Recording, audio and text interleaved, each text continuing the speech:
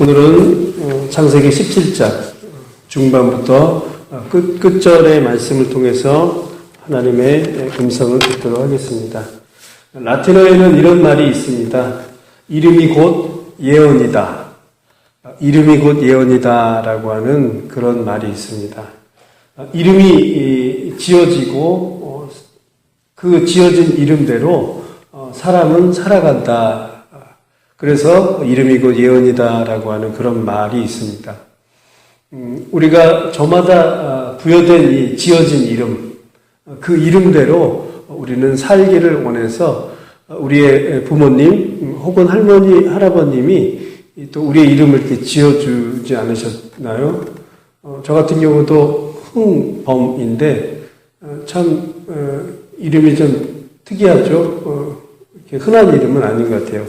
코 풀 때 이렇게 흥 하고 사람들이 이렇게 하는데 저희 부모님도 제 이름을 지을 때는 일어날 흥 모범범, 일어나서 타의 모범이 되어라 라고 하는 그런 뜻으로. 그런데 간혹 가다가 이제 코를 풀 때 그렇게 제 이름이 드러나기도 하는데요.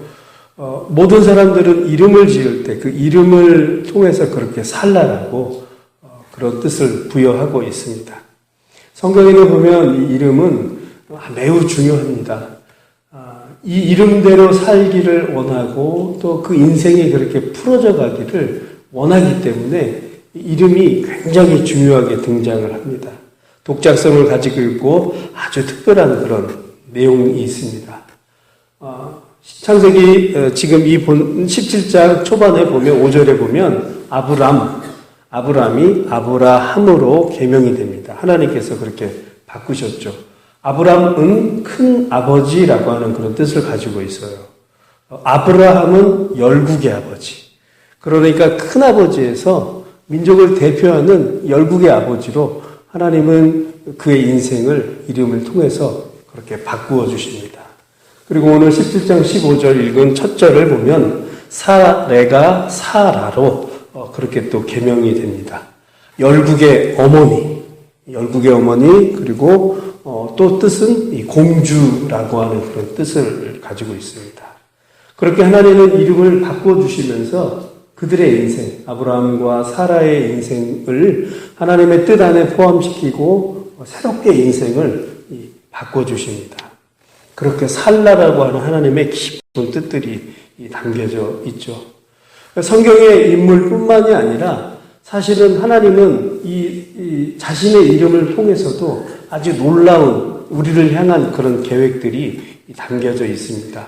출애굽기 3장에 보면은요, 모세가 하나님을 대면하게 됩니다. 떨기나무 앞에서 하나님의 명령을 받아요. 모세, 너는 내 명령을 듣고 이스라엘 백성들을 출애굽을 시켜라라고 그렇게 명령을 하실 때 당신이 도대체 누구인지 어떻게 전해야 될지 모르겠습니다.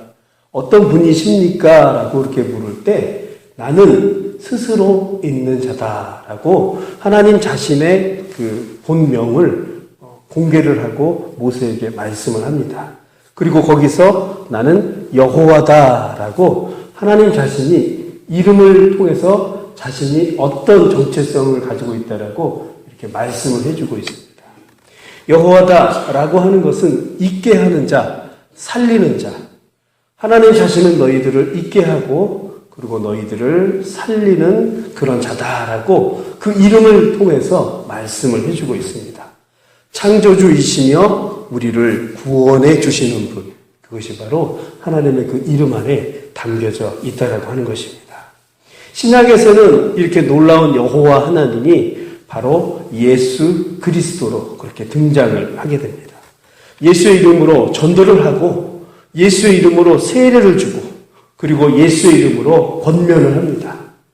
예수의 이름이 선포되는 곳에 놀라운 병고침이 일어나고 예수의 이름이 증거되는 그곳에 하나님이 임재를 하게 됩니다. 그야말로 이 예수 그리스도의 이름은 아주 놀라운 그런 힘을 가지고 있다라고 하는 것입니다.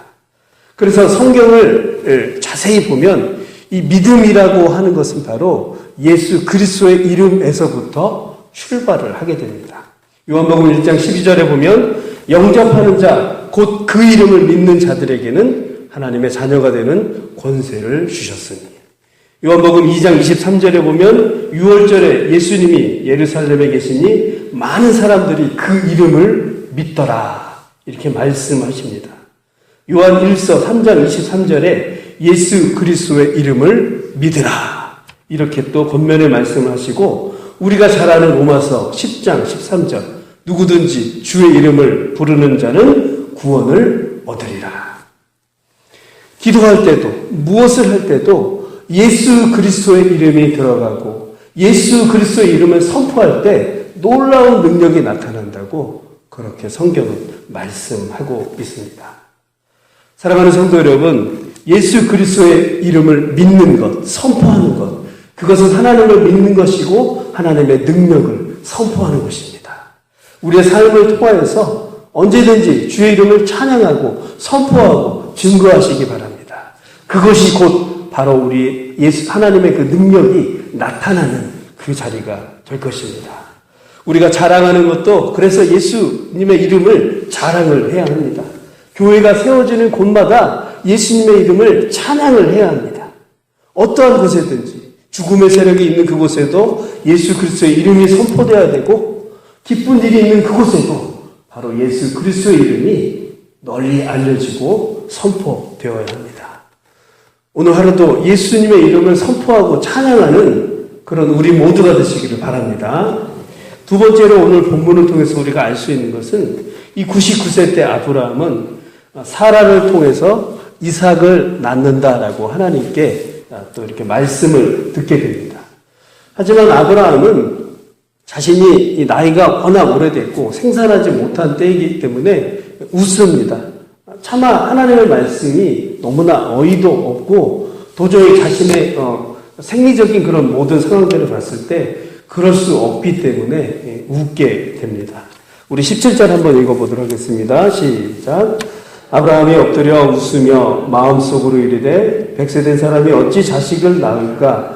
사라는 90세니 어찌 출산하리요? 하고, 이렇게 웃고 하나님의 뜻에 대해서 반신반의했지만 결국 그는 보면 할례를 통해서 자신의 뜻을 굴복을 하게 됩니다. 우리 23절 읽어보겠습니다. 시작. 이에 아브라함이 하나님이 자기에게 말씀하신 대로 이날에 그 아들 이스마엘과 집에서 태어난 모든 자와 돈으로 산 모든 자, 곧 아브라함의 집사람 중 모든 사람을 데려다가 그 표피를 베었으니. 할례는 아주 중요한 의식입니다. 많은 뜻이 있지만 그 중에 가장 중요한 것은 바로 뜻을 굴복하는 것이 바로 할례입니다. 이 할례라고 하는 이 행위를 통하여서 하나님의 자녀가 되는 그 언약식을 갖는 거고요. 이 피 흘림이라고 하는 것은 바로 예수 그리스도의 피 흘리는 것을 또 대신 상징적으로 이렇게 하는 행위이기도 합니다. 그러나 가장 중요한 것은 이 할례라고 하는 것을 통해서 자신의 뜻을 굴복한다라고 하는 것입니다. 이 신명기에서는요, 이러한 겉으로 드러난 이 할례를 마음의 할례로 또 설명을 하고 있습니다. 마음의 할례. 그러니까 외적인 그런 할례가 아닌 내적인 마음의 할례를 이야기하고 있습니다. 신명기 10장 16절에 보면 그러므로 너희는 마음의 할례를 행하고 다시는 목을 곧게 하지 말라 이렇게 말씀하고 있습니다. 완전히 자신을 하나님 앞에서 굴복시키고 내려놓는 것이 바로 마음의 할례다라고 이렇게 설명하고 있습니다. 그래서 오늘 창세기 17장은 아브라함의 굴복장입니다. 자신의 뜻을 굴복하였기에 이삭이 자신의 몸을 통해서 자신의 씨를 통해서 그렇게 하나님의 그 말씀이 그대로 현실로 드러나는 것입니다. 여호수아서 5장을 보면은요, 광야 생활을 한 이스라엘 백성들과 또 가나안을 앞두고 진군하는 이 군인들에게 하나님이 어떤 명령을 하냐면 할례를 명령합니다. 군인이 나가서 싸워야 되고 힘을 다해서 노력을 해야 되는 그 상황에서 할례를 합니다. 그래서 할례를 통해서 며칠씩 그 광야에서 이렇게 들어눕게 되는데요. 결국은 그 굴복을 통해서 그들은 여리고성을 점령하고 그리고 가나안으로 진군을 하게 되는 것을 보게 됩니다. 이 순종을 통해서 하나님의 뜻을 알게 되고 또 하나님의 뜻들이 그 순종을 통해서 이루어진다라고 하는 것입니다. 사랑하는 성도 여러분, 우리 삶 속에서 순종은 너무나도 중요한 것입니다. 순종이 바로 하나님의 뜻을 시작하는 출발점임을 믿으시기 바랍니다.